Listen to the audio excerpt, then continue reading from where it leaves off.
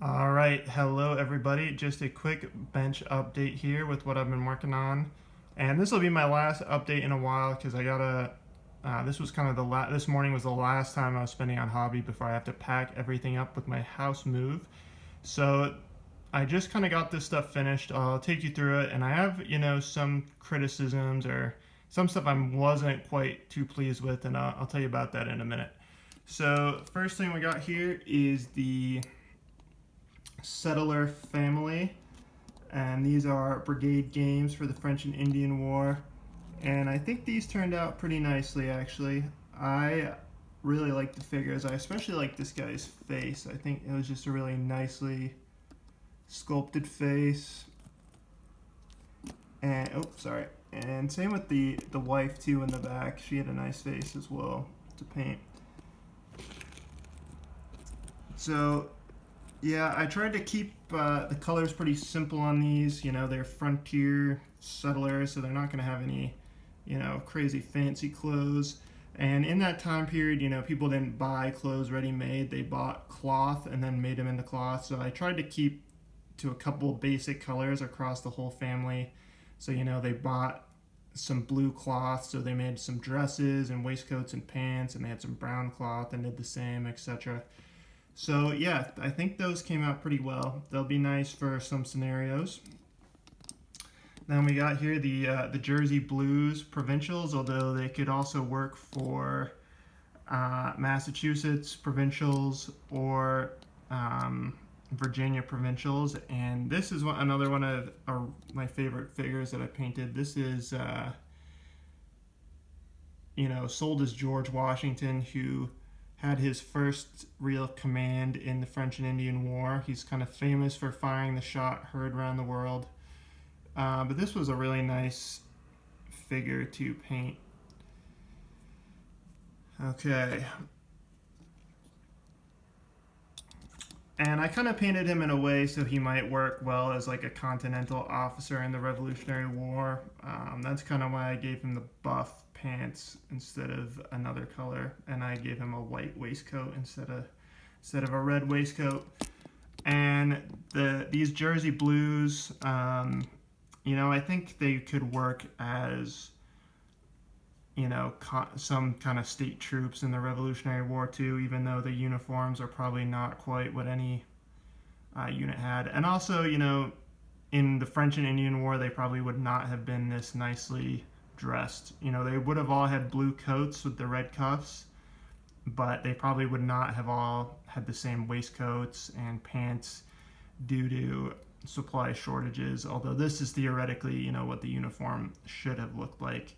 And for the Carillion campaign, which I'm interested, they cut their coats down, they cut the tricorns down into hats, kind of like cowboy hats almost, or bowler hats, sort of, to operate in the woods. So they're not totally accurate for the period I'm interested in, but I think they look pretty nice, and they were pretty fast to paint. All right, and then we got the Highlanders. I got another 8 of these to do. These are really awesome. I love Highlanders, and the Highland Officer too, I think turned out nicely. So you can see my attempt at the kilt tartan, kind of amateurish, but and I gotta go over them with a brush. I got some flock on them, but I think the tartan turned out okay. And these are also wearing Indian leggings, which they did do in the Saratoga campaign. So I mentioned I had a little criticism here, and my criticism is these big chunky movement trays. This is my first time I've actually bought some movement trays, and I must say I'm not really super pleased with them. And all these Provincials are from Sash and Saber castings, by the way. They're not really as nice as the Brigade ones, especially the faces, but they're decent.